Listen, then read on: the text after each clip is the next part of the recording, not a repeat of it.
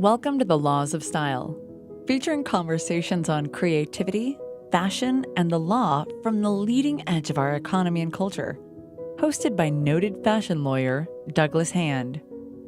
Hello, and welcome to the podcast, The Laws of Style, downloading to you from the offices of the law firm HBA, high above Bryant Park in New York City. I'm your host, Douglas Hand, fashion lawyer, fashion law professor, and self-styled, well-dressed man. For this episode, I'm joined by veteran designer and activist John Bartlett. John, thanks for coming. Thank you for having me. I'm happy to be here. Well, so, Ohio, born and bred. Yes. Then to Harvard. Yep. And then to FIT. Yes. And there are a lot of unique things about you, but certainly one of them, I think, would be that pivot from graduating Harvard, which doesn't really have a design, other than perhaps architecture at the undergrad level, doesn't really have a design background, to FIT. What led to that decision, and what did you take from the Harvard experience to FIT that was meaningful? Well, interestingly, so I grew up in Cincinnati, Ohio. I went to a Catholic school, so I wore a uniform every day, and the uniform actually was my first indication of the fact that I liked clothing as expression, because every day I tried to change my uniform, but staying within the parameters. And somehow I got into Harvard. It was never on my, it was never something that I thought about, but as I got closer to graduating, I applied, I got in, and during my years at Harvard, as well as my years in high school, I really found this love of fashion. I followed it.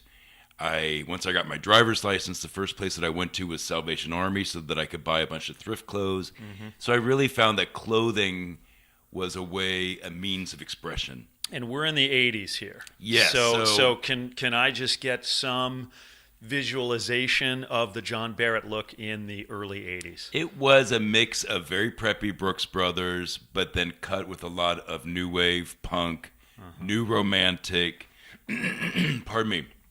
So really just this sort of East Coast look that was quite disheveled.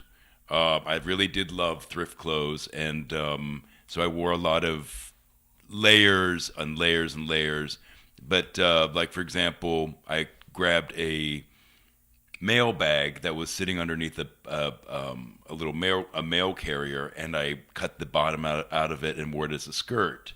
So there was a lot of experimentation, mm-hmm. and but also combined with this extreme love of preppy clothes, this extreme love of super classic type of style. So it was a really, really fun time for me. When I was at Harvard, I was disappointed because I thought everybody would be dressed to the nines. Like the Preppie handbook. Right, but everybody was in sweat. Had just come out. Exactly, really. Yeah. But everybody was in sweatsuits. There was very few people that had like great style. So I would venture a lot out into Boston, and I spent a lot of my time in nightclubs, which again really fostered my love of style and of expression. Mm-hmm. And after I graduated from Harvard with a degree in sociology, I then went to London under the auspices of studying economics, and I dropped out. I was there for 5 months, and I dropped out. So London School of Economics? Actually, no. That was my dad's dream, was that I would go to London School of Economics, but I was in a program at the London College. It was another postgraduate program in economics, and I dropped out after 2 weeks. I'm like, what am I doing here?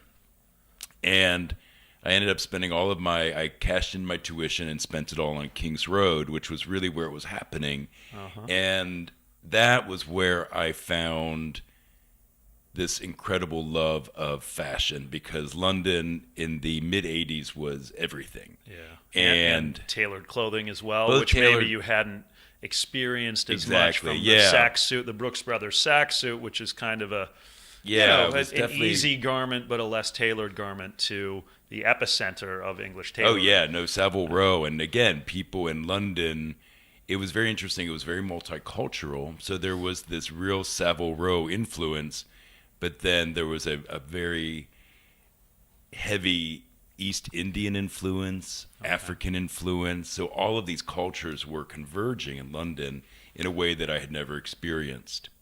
And so while I was in London, I decided I wanted to go to fashion school. Mm-hmm. And I was trying to get into fashion schools there, but at that point, they really weren't open to having a lot of people from the outside. So I ended up moving back to Cincinnati and then applying to FIT. And so I moved to New York in February. I guess it was, February 1986. So it'll be 13 years this coming month. And I started going to night school at FIT, taking draping and sewing. And I really never even held a pair of scissors. All I knew is that I loved clothes. And so it was a fascinating time because I was learning how to cut and sew. I was learning how to drape. This was all in women's wear. And then I found that they had a menswear program. Mm-hmm. So I ended up applying. It was a great 2-year program. And I worked so hard. I actually felt like I worked harder there than I did at Harvard because it was something that I knew that I really wanted. Yeah. And as they say, education, youth is wasted on the young. I mean, my education at Harvard, in looking back, I wish I had worked harder. There were so many things I wish that I had studied, but that I didn't. Mm-hmm. But when I got to FIT in my early 20s, I was much more serious. And also living in New York, I just found like this is where it's happening. I had amazing internships. Yeah. I was able to... Where did you intern during those in FIT those years? days, so it was, again, a different period of time. I worked for a designer who died of AIDS a few years after I worked for him called Willie Smith, Willie Wear. Willie was a very, very influential designer of street style. I worked for him, and actually my first job out of FIT was designing the Willie Wear men's line after he had passed. Okay. I worked for a designer also who had died of AIDS, Bill Robinson, who was a very influential menswear designer of the day in the 80s. And then I worked for my mentor, who I ended up working for as well later on, Ronaldo Shamask, who is still working today. Amazing, amazing architectural inspired minimalist designer. Yeah. So I had some great experiences, great internships. And in those days, you could just kind of call people up. I remember calling up the Calvin Klein offices looking for a job, and Grace Coddington answered the phone, and she was the designer. And she's like, well, we're not really looking for anybody, but really just it was the accessibility then to opportunity felt very different than it does today. But one of the great pieces of advice that my father gave me when I moved to New York, he wasn't happy that I wanted to go into fashion. He wanted me to go to law school. Well, yeah, it sounds like it. Harvard, London School of Economics, right. You're being groomed. And he wanted me to go had a pedigree that would have lent itself certainly to law school. He wanted me to go to law school or business school. And when I said I want to go to fashion school, he said, okay, well, and he had spent a lot of time in New York. He said, whatever it takes, if you have to wheel rolling racks down 7th Avenue, whatever it takes, pick up pins for the designers, just do whatever it is. And I do believe that concept of humility really helped because I was able to get into a lot of places and just do whatever. And I did whatever anybody asked me to do. Were they unpaid internships or were they? In those days, yes. They were. Some were unpaid. I did get a summer job that turned into an after-school job, and it was like for $6 an hour. But yeah, a lot of them were unpaid, and but the opportunities to see how things worked was priceless. Yeah. And I feel that today I don't feel like that same humility exists. I feel like there's this, and again, forgive me, people that might be listening, but I'd feel like there's this sense of entitlement in the sense that I'm a designer. If I don't have a runway show in the first year that I'm graduated from fashion school, they see the big picture, but they don't see all the steps behind the scenes that it takes to get to this place. And so there's this sense of, why am I not famous yet? Yeah. Whereas in my day, and it was before the internet, I think that was part of it. You didn't have such immediate access to your customers or potential No, customers. exactly. Nor an ability, a platform to catapult to a place of consumer relevance so quickly. Exactly. But the benefit of what we'll call the old days, right, was that sense of apprenticeship, Yes. that sense of honing the craft and seeing not only the design elements, but also, because these were smaller houses, the business elements. Yeah. So sociology major at Harvard, then FIT. One of the elements that design schools are critiqued on, particularly because so many designers come out and start their own lines, is the business acumen that also is necessary. Do you feel at FIT or even undergrad at Harvard you had the necessary tools? And just to go back and give our listeners a little bit of context, you started your eponymous line in 1991, which was a menswear label. At that point in time, did you feel you had the business chops to be doing that, or were you just... I was flying by the seat of my pants. I had $5,000. I had no idea what I was doing. And but I had looked around. I had worked for Ronaldo Shamask, and that opportunity ended.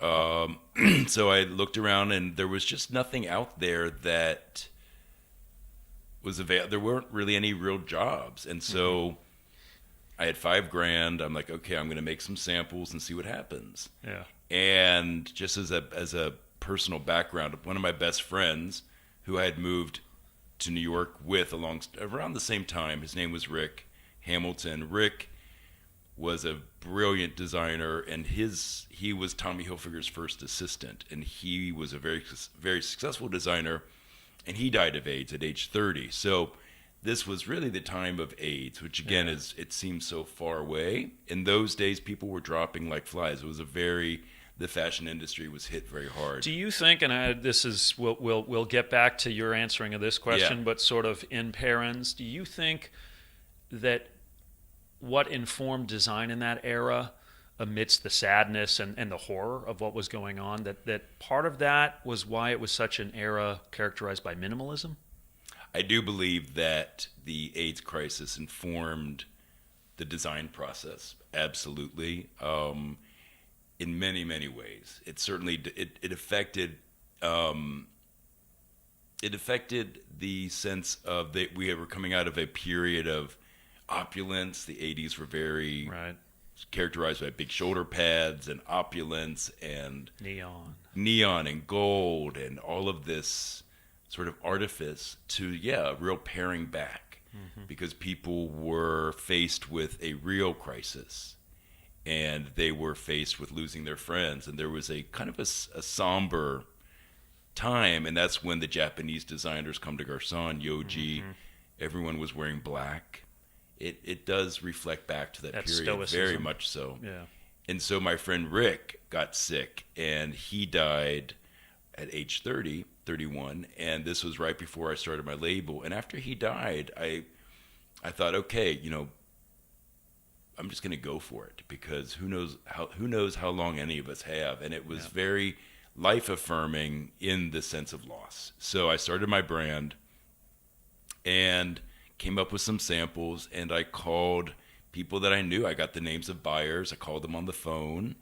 My first appointment was with Bergdorf Goodman, and they came down to my little apartment, and they said we want an exclusive, and that was the beginning. It was great. Yeah. And from there, I called the buyer at Barney's the next season, Charivari, which was an amazing retailer in those days, and slowly built a business. Then began selling with Saks Fifth Avenue, Neiman's, and it really grew. Those were the days of big department stores and big orders from those stores that were had multi doors. And you're being very modest, but during that time you won 2 CFDA awards. Really one for an emerging designer, but at that point it was menswear specific, and CFDA Menswear Designer of the Year. Yeah. But back to the $5,000 seeding a company. Boy. I actually believe that today, despite the fact that a company has more at its fingertips independently through e-commerce and social media platforms that can activate a lot of customers, Yes. that the barriers to entry, the cost of starting up a fashion brand have never been higher. And that's because the model that you started your brand in, all you needed to do, at least to get a shot, at least to get that first at bat, was produce samples. Yes, exactly. And you had the design talent yourself. You obviously knew enough resources in the city. In the city, we're here in the garment district. Yeah. You could walk to each of your resources and get it done. And then get in front of these large accounts, these national accounts. And if they liked it, and that's a big if, right? But if they liked it, you would immediately be a national brand, if not even an international brand, because certainly the European customer, maybe not the Chinese customer at that decade, but the Japanese customer, the Korean customer would come into New York or LA and see it and want it, and all of a sudden you were international on such a small seed round. Absolutely. We'll save for later questions the cycle that puts one on in terms of having to then produce and pay for that production. But do you think that that's accurate as you see young brands starting today? Do they seem more advanced in terms of their funding because they have to be? Good question. Yeah, because in the 80s, 90s, it was very much about getting into a department store, building a specialty store business alongside that. Once you were in Saks or Bergdorf's, all these other stores followed suit. So if you got into a couple of doors, then the rest would follow. And of course you had to ship and deliver and sell through, but that was sort of how that worked. Today with the internet, there are very, very few big labels that are coming up, and many of the most successful labels are not even selling in stores at all. They Right. have an internet store, they have an internet business, they might do a pop-up, but they're not what's the word I'm looking for? They're not in bed with the retailers, and so they're able to really create their own rules. Right. But with that comes a whole other set of factors, a whole other set of financial needs that just didn't exist when I was beginning. And I think about this today. If I were to start a brand today, I don't even know really where I would begin. Right. It's a very, very different world. The cool thing is that you are able to reach your customer in a very different way and quite immediately. But it's also, I don't know, it's really worked like when I started my business, standing next to my rack at Saks Fifth Avenue, I really learned a lot. It was a very humbling experience. When I had my own retail store, I learned a lot because I really met my customer face to face. Where was that store, and, So, and it was- when did it come online? So later on, I opened a store. It was in the West Village. I opened it in 2008, right as the market was crashing. And I had it Hopefully right after or no? right Before as Lehman Brothers or after Lehman It Brothers? was right before. Okay. And it was a lovely little store in the West Village. I had this fantasy which I lived in the West Village at that time, of walking to work with my dog, opening the store. And it was great. I really enjoyed it. And I really met my customers. I really got an idea of who this person is and really what they're looking for versus living in a bubble and designing some fantasy concept. So I had a store for about 6 years, and then things changed, and we can go into that later, but I got other gigs that took my attention away from having a store, and so I moved on. Yeah. Well, and that's an additional barrier to entry because many of these new entrants, I mean, I'll use Warby Parker as an example, which, really started by business school students, not design students. Yeah. But your own brick and mortar is a component of that startup element, but a very high cost one. If you're going to open a store, let alone several, it's not just the rent obligation, but it's the staffing up.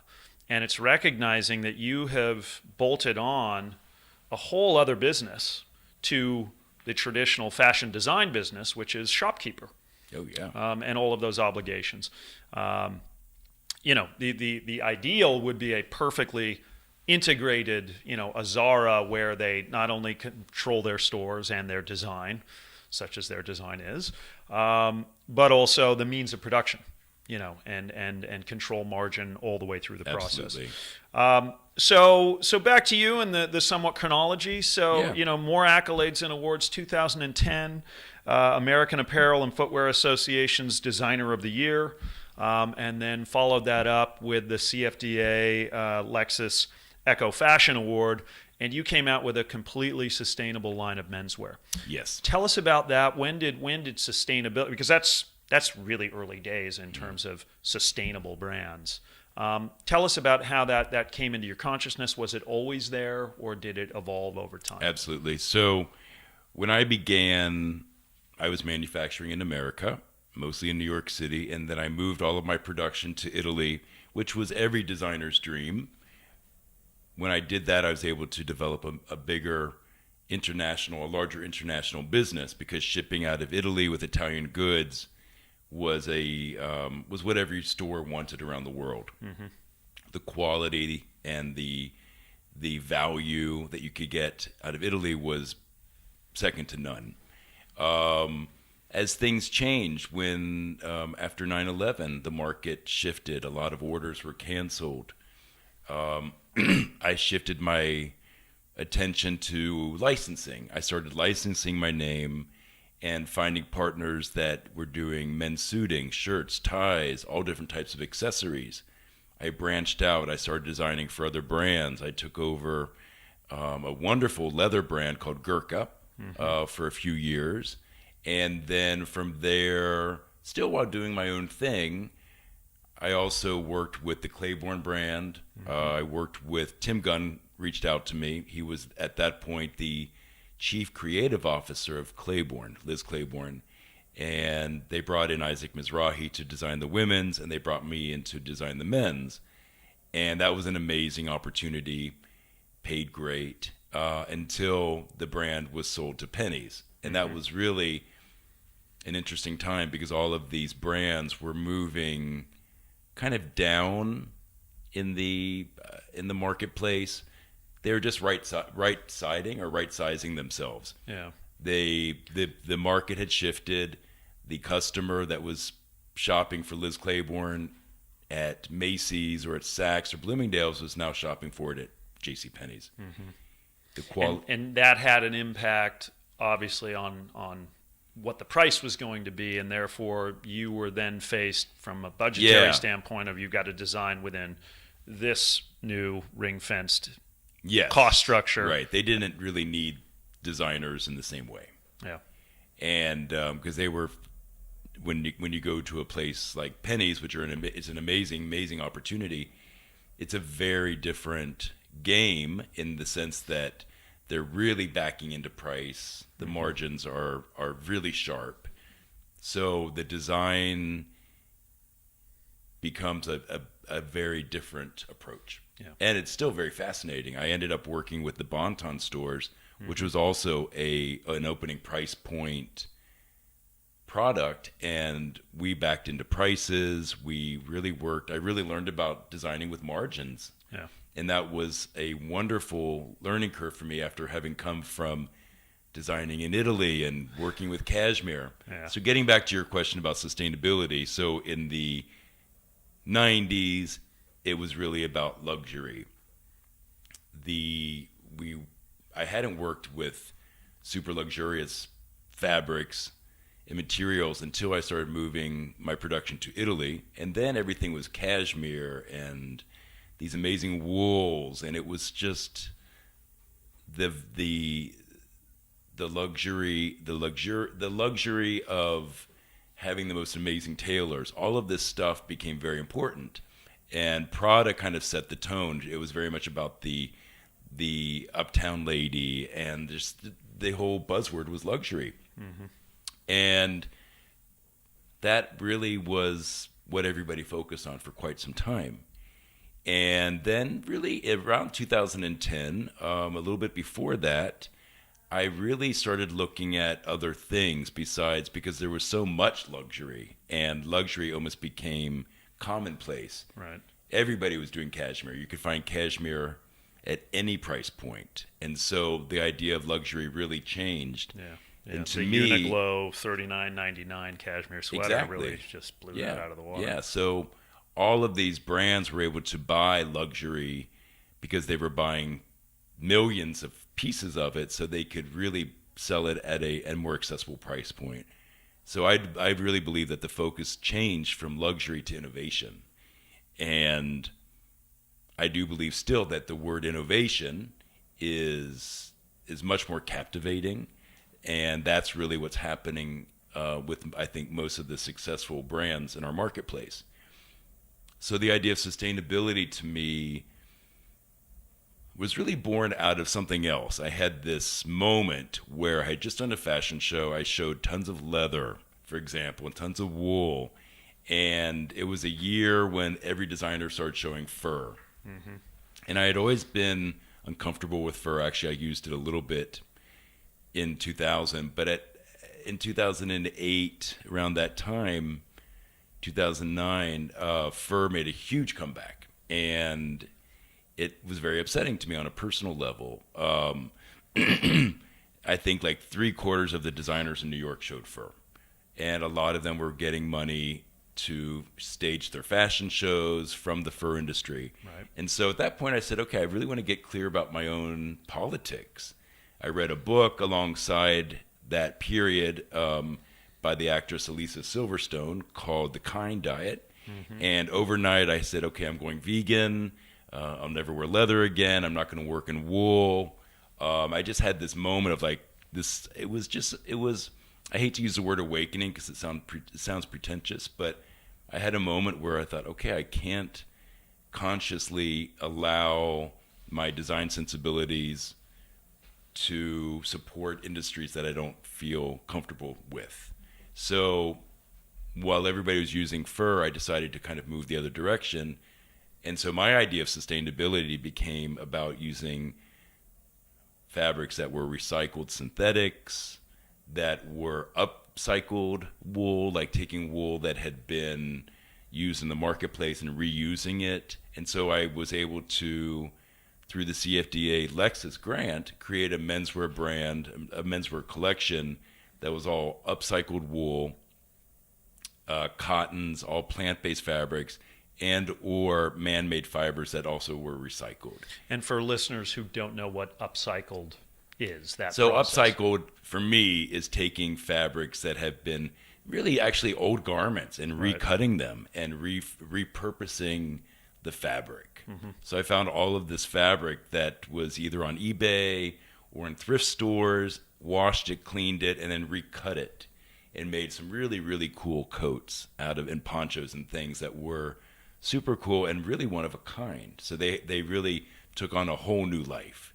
And so I enjoyed that process. And again, really kind of mixing the idea of innovation by using fabrics that were really futuristic in the fact that they were closed-looped. They were coming from closed-looped factories, meaning very like close to no waste, and were at the height of innovation and really at the height, at the edge of what's next, the zeitgeist. And so for me, this whole idea of sustainability also was a wonderful journey for me because I felt like I was in line with my own sense of standards about animal advocacy. Yeah. No, I mean it's powerful to know that what you're doing, not just what you're wearing, what you're putting on your body, but actually what you're putting out there, is something that thousands, tens of thousands, hundreds of thousands of consumers are interacting with and buying. And so there is a great power in making that kind of a shift. And there's a great marketing power as well. It's a great story, very much so. In announcing it. I think to a degree, it's been appropriated by almost every brand. I mean, I can't think of a brand that doesn't at least have a portion of their website dedicated to how sustainable their production methodology is. And to a degree, some of them really take efforts in that direction. Stella McCartney comes to mind. Sure.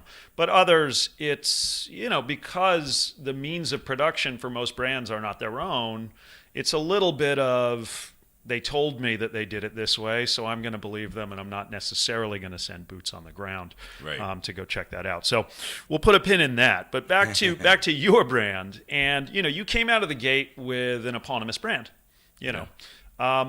Was there any thought that went into that decision? Was it a foregone conclusion because you just felt everyone before you, essentially? I mean, that was the zeitgeist of those days. If you were a designer, you named your line after yourself. Yes. So when I first came out with my collection, I named it Bartlett after my last name. And then I added my first name. And I don't really remember how I got to that point. I like the idea of just having it be my last name initially, because it felt a little bit less about me. And my whole concept was this new sense of masculinity. I had just read this book called Iron John, I think by Robert Bly, and there was this new sense of what masculinity was. And we were coming out of, not fully, but we were moving into a post-AIDS era, and the whole idea of masculinity, sexuality, all these things were being talked about now in a way that they were not before. And so when I started my brand, I liked the idea that it would just be Bartlett, and then I put my first name on there, John Bartlett, John, and I guess it was, there was nothing else, like there were no other words that I could associate with, or concepts that felt right to use as a label. And in those days, many people put their names on their own labels. And certainly a majority of brands, if not 90% of them. Yeah, and many of them still do, because you're the person. And so I was selling myself. I was selling myself as a brand. And was part of it, you also wanted to stand behind what you were designing? I mean, as an artist would, sign a painting. Yeah, absolutely. And it helped. It really helped to associate a person with a piece of clothing, good or bad. Yeah. And but in those days, I don't think people questioned it as much. They just put their name on the brand. Yeah. Well, and so, and we don't need to disclose or not, but I believe your company was always closely held by you. Yes. And so you never really had issues with respect to someone investing in your company and thereby owning a slice of your name. Right. But you did do a lot of licensing. Yeah. Which is, renting your name. Yes. So to speak. Any cautionary tales there for perhaps, lawyers or young designers listening, where the person or the brand or the company renting your name was not acting in a way or not putting product out there in a way that you agreed with? Yes, and as a matter of fact, so no, I never had, there was always this concept of getting a backer, and it was like this elusive concept of this sugar daddy waiting in the wings. And I'm very thankful, because I almost did go into a relationship where I would be basically selling my name. And it was a big company coming through in the late 90s. All of the designers that ended up signing on with this company no longer exist. So I dodged a bullet. Yeah. And I was excited by it, because I'm like, oh my gosh, it's going to be the American LVMH. They're going to take care of me. And it took so long to get a contract that we ended up pulling out. The other brands that did sign with them had these huge influxes of cash for 2 years and then went away. So in many ways, I'm thankful that I never had that backer. And I know a lot of brands that will get outside investments, but they really are catering and beholden to these people. Yeah. So, well, and at the end of that cycle, if unlike the European houses that have now been with us for over a century and are known merely by the last name. Yes. In a way that's positive and sort of enabling to the children and grandchildren. Yes. And, Donna Karen, by way of example, has no interest whatsoever in the company that controls the rights to her name. Yeah. And therefore, it can be used, and it was sold from the LVMH portfolio, where at least there was a certain LVMH stands for luxury. That is what that conglomerate does. That's the synergies they can bring to the brands they carry. Was sold from LVMH to G3, which is just a different cost proposition. They stand for, a hitting a price point that more customers can attain, and quality simply suffers, and maybe brand suffers. And Donna herself had no right to say no to that deal, and to any subsequent deal that G3 may do. So that bullet certainly dodged. But in the licensing context, there still are some potential pitfalls. So, absolutely. So what without naming names. Yeah, no, I had a lot of different experiences, and at a certain point, and this is when tailoring became a big buzzword again. This was in like 2002, 2003. The men's suit was back. Tom Brown came on the scene, and he got everybody excited about suits again. So I signed a suiting license, a dress shirt license, a furnishing license, which means neckwear, cufflinks, all of the kind of belts, socks, and what else was I doing? Accessories, bags, etc. And I found that these were companies that did this day and night. And they were looking for a new label to sell to Macy's, different retailers. And while they respected the name, they were also kind of they were basically asking the stores, well, what do you want? And so I found that I had very, very little design input. And the more I tried to input my own design, the less successful it became, because these were department stores that were looking for a mass marketed garment that they could sell, that they could promote. And that was my first introduction to kind of promotional clothing. And what I learned was I had to basically get out of my own way. And it was quite disheartening, because I was making great money licensing, but I didn't recognize the product. It had nothing of me in it. And it was selling. I was making really great money in royalty. So I enjoyed that. And that was the first time that I actually ever made any money. But I did find that it was a soulless adventure that eventually kind of petered out. So it was a good learning experience, and I really did learn about a different aspect of the industry that I had never encountered before. Well, talking about design, with your background and your levels of experience with both menswear and women's wear, what is your typical process? And I know you've worked for other brands, so it's situational. But let's just say you're designing your eponymous line, and let's perhaps focus on menswear, which is maybe your original love, and certainly my preference in terms of garments to don. Yes. You have great style, by the way. Thank you. We'll get into what you're wearing and personal style after this, but I'd love to just hear that process. Yeah. So my design process it's really fun, because when I went to college, I didn't study art. And so one of the things that I found when I was living in London, I knew nobody. So I ended up spending a lot of my time going to museums, seeing every art film, and really soaking up the world of art, film, culture, and then kind of mixing that in with sociology, which was my major at Harvard. And so much of my inspiration comes from film, comes from directors, comes from the avant-garde world of film especially. and as well as art. And so typically when I'm working on a season, I'll zone in and hone in on an artist whose work I love, or that I want to. Some examples of artists. For example, a women's collection that I did was all about Georgia O'Keeffe and about the Southwest. One men's collection I did was all about Ernest Hemingway, Francis Bacon.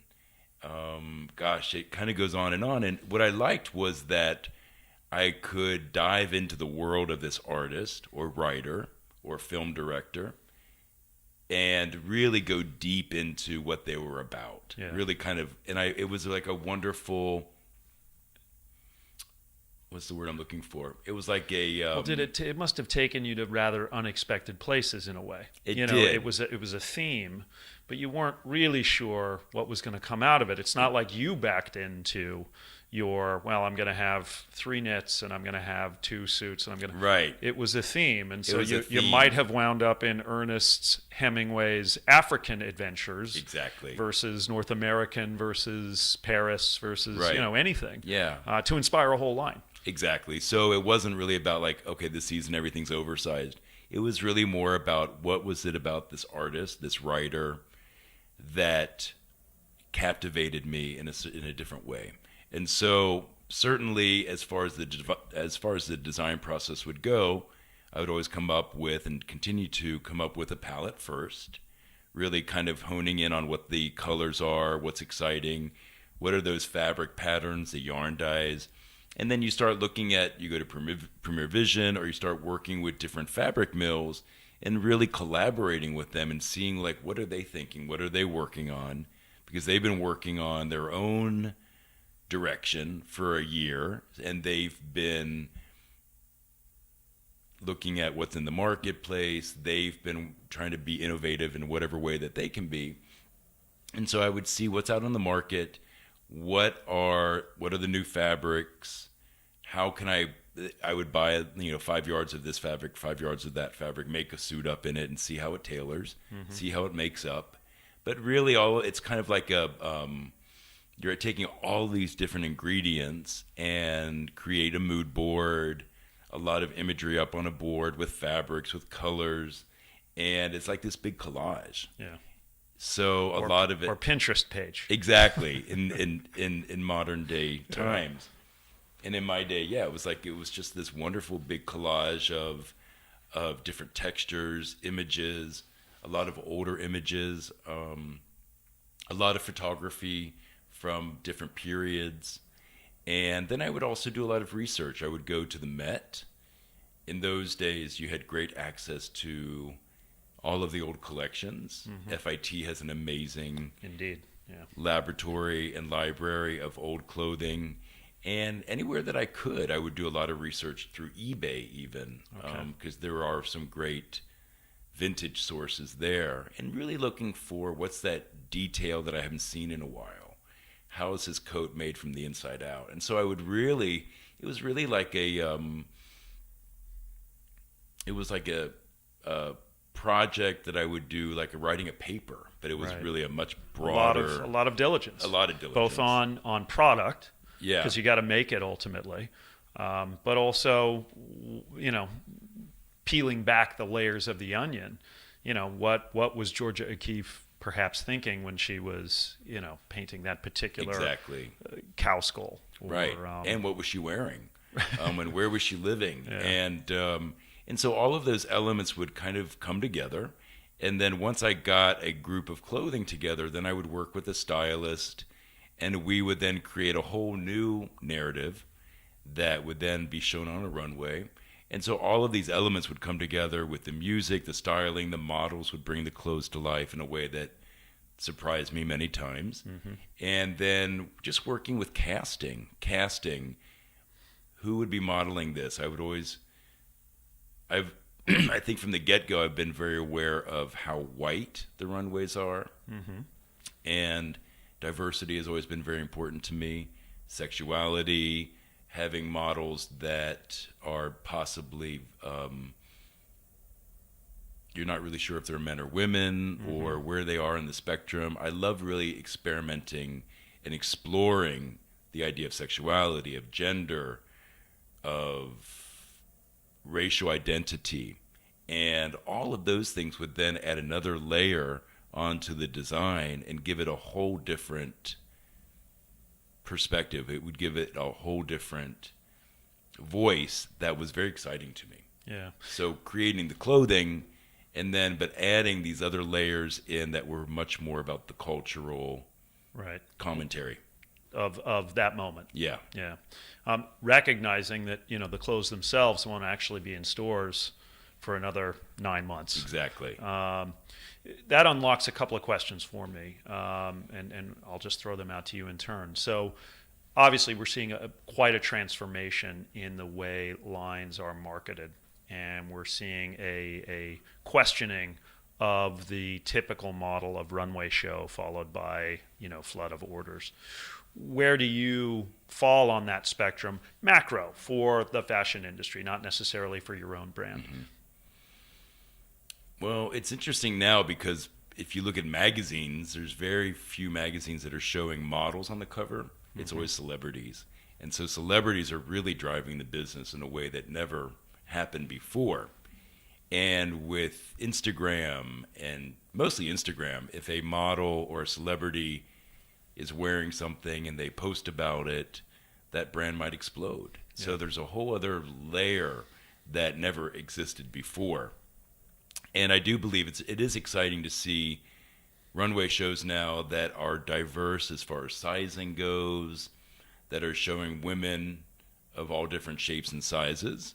And it's a beautiful rainbow of real diversity now, and that is really the norm. Whereas before it was not the norm to see such a diverse cast of models. And now, because the market is so international, the customers are looking to identify. They're not just looking at a Caucasian woman anymore. And so it's a very, very exciting time, I believe, for the world of diversity. And it's very topical. I mean, people are talking about it very openly, and a lot of the casting directors are very vocal about it, and really pushing for inequality. And it's changing how we see fashion. It's changing how we see beauty.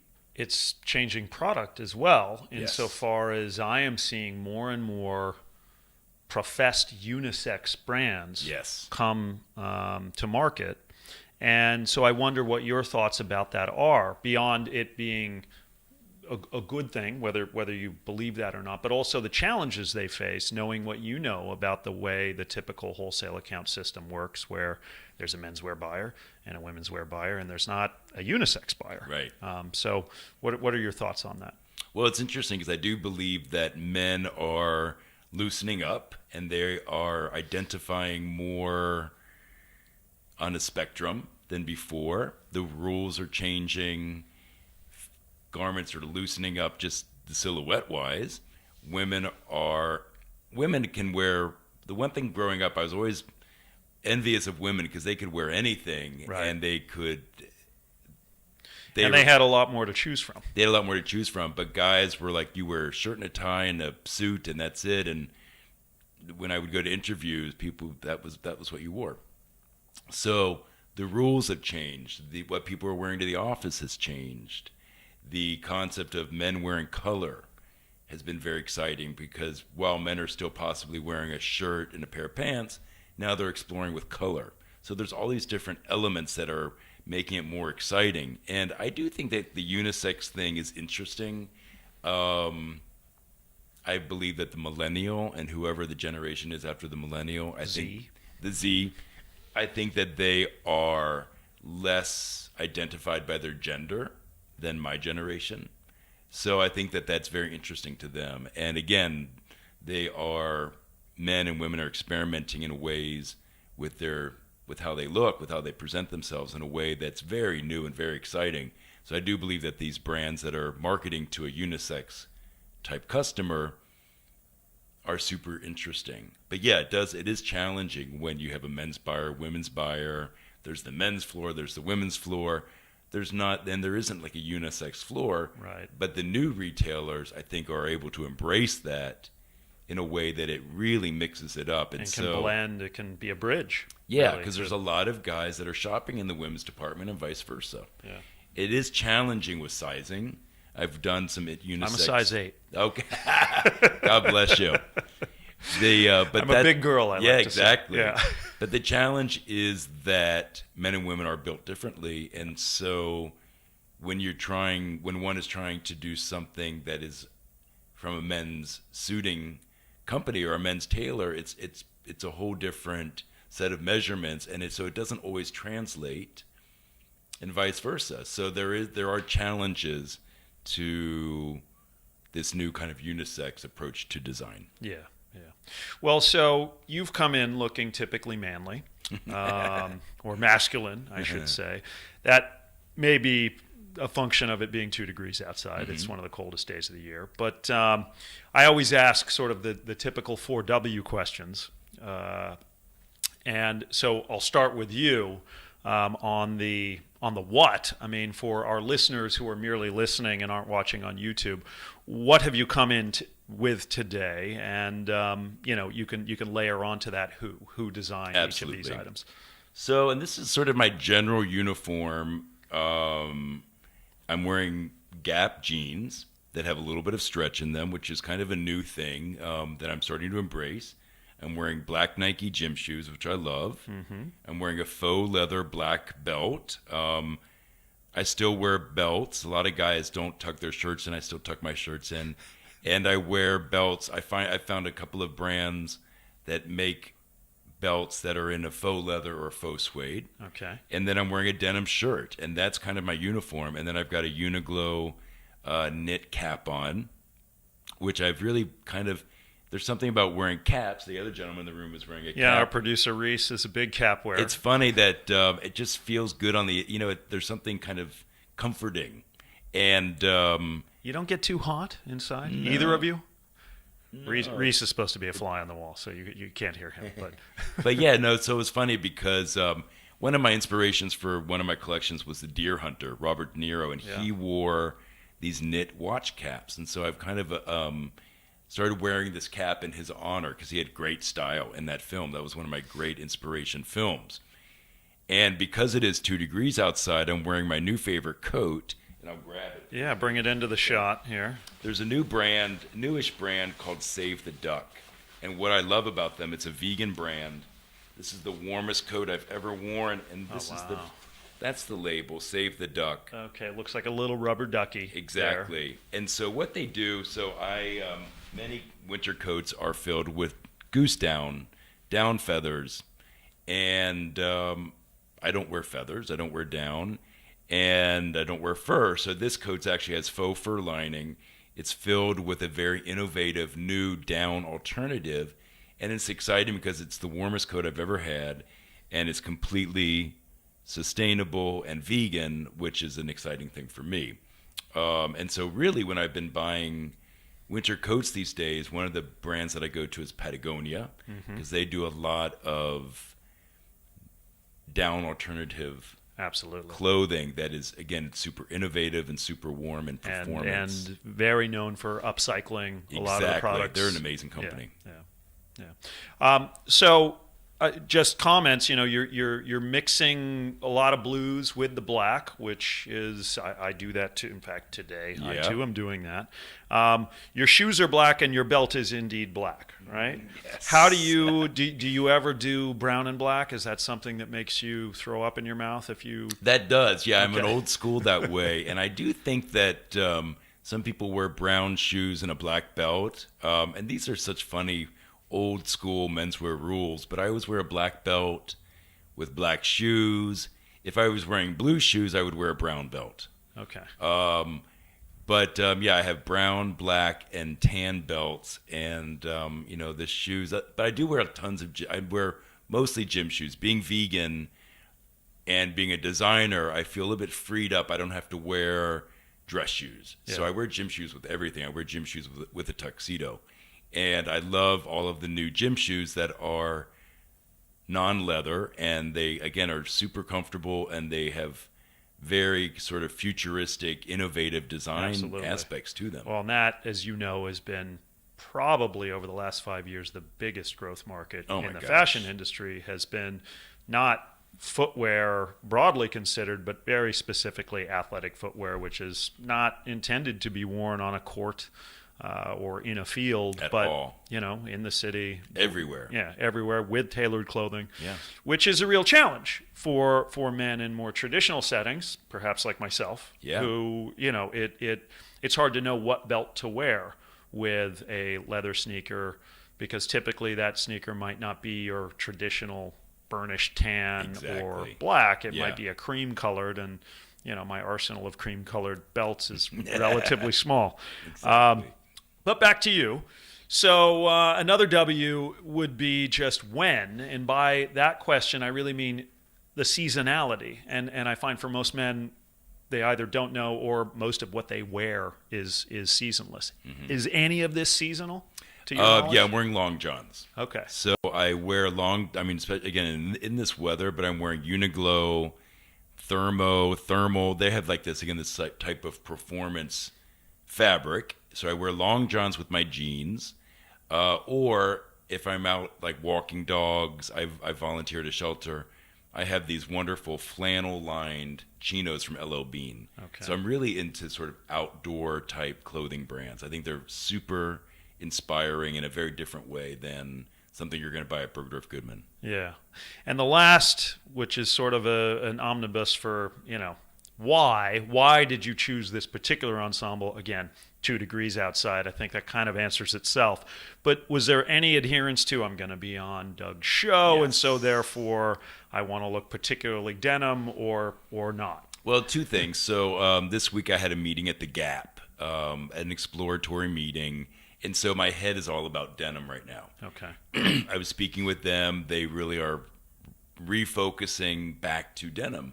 So that's been in my mind. I've just been looking at denim a lot. And so when I was getting dressed today, I thought, okay, I could wear a plaid flannel shirt, which I wear a lot of. But no, that's a little bit, I've been wearing that for years. And as long as I have enough layers on, I'm warm enough in denim. And I really love denim. So I wanted to wear denim. The other thing is, now what was I thinking about this? I was coming up with some reason. Oh, the other, the truthful reason is I did have a black hoodie on, but before I came here, I was holding one of my dogs who sheds white hair, and I looked at myself and I had white hair all over me. So I was going to wear one of my own hoodies with my white Tiny Tim 3-legged dog logo, but it was covered in hair, so I switched. Got it. Well, that, I have a great old military coat that is a super, super dark navy Beautiful. blue, which I hadn't worn in years. Yep. And it actually, I wrap it around a form that's in my apartment, and it really kind of is great. I took it off the form Love this it. morning. But I almost broke down a little bit because, as you know, I lost my dog this Yes. last summer, and she was a white lab. Yeah. And there's still about 100 of her hairs all over the coat.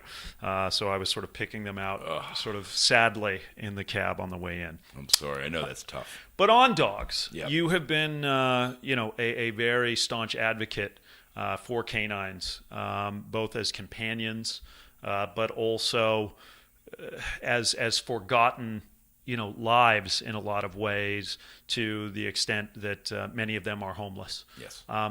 Maybe talk about how that has really impacted your life, because you have taken your passion for design and really applied it in a way that advocates for homeless animals. I have, yes. So when I was 40, I was going through an early midlife crisis, and I adopted a dog. And his name, he died about 8 years ago. His name was Tiny Tim. Tiny Tim came from North Shore Animal League. He had lost a limb, so they called him Tiny Tim. He lost his limb on Christmas Eve. And he was my hairy soulmate. He changed my life. So when I opened my store, I started doing adoption events. They would bring a big mobile unit, bring a bunch of dogs and cats, and we'd have these great adoption events where people would come and adopt dogs, cats, puppies, kittens. And it was such an inspiring thing that I started a foundation in Tiny Tim's name. It is called the Tiny Tim Rescue Fund. I started meeting a lot of people that were in the shelters doing rescue, pulling dogs and cats off the euthanasia list, because in the big cities and in smaller rural areas, dogs and cats will end up in shelters, and if they're not adopted or rescued by a rescue group, they're euthanized because What is the typical time frame for that? It really depends. Some dogs, for example, I volunteer at a shelter in Yonkers, and there'll be dogs, they don't euthanize there unless a very bad behavior comes through and they're aggressive and violent. So that's very, very rare. But otherwise, the dogs might stay there for years, 8 years. I mean, one dog was there for 9 years before she was rescued. So, but typically with a city shelter, and the city shelter in New York City has a live release rate, meaning all the animals that come into the shelter there's 94% of them are released back into that either they're adopted or rescued. So but they still do euthanize, whether it's a health issue or an aggression issue. But I started a rescue fund, and I started a collection of clothing with my dog's logo. And all of the money that I raise, all the profits that come from the sale of the clothing, the accessories, go to help rescue groups and go to help shelters. And that has really inspired my design sensibility. And it's really fun. I have an online store, johnbartlettny.com, and it really is a fun kind of side project because I'm designing something that's really giving back. Yeah, that's great. Well, listen, John, great having you in this morning. So happy thanks to for be coming intrepidly in on such a great. cold day. It's a For beautiful your day. for your efforts, you'll have a copy of The Laws of Style, which I'll put a little personal note in there. Please autograph it for me. And listeners, you too can obtain a copy by going on Amazon or the American Bar Association site. Throw in Douglas Hand and The Laws of Style. It should come up right up for you. Follow on Hand of the Law. And John, you have social media handles that are Yes, I tuned got to your name? Or why Yeah, don't John you- Bartlett NY on Instagram. And I actually have a podcast that's just launched called Dog Save the People. Excellent. All right. Thanks again. Thank you. You've been listening to The Laws of Style with Douglas Hand. For more information, go to our website at www.hballp.com. And you can also follow us on Instagram and Twitter at Hand of the Law. Thank you for tuning in, and stay stylish.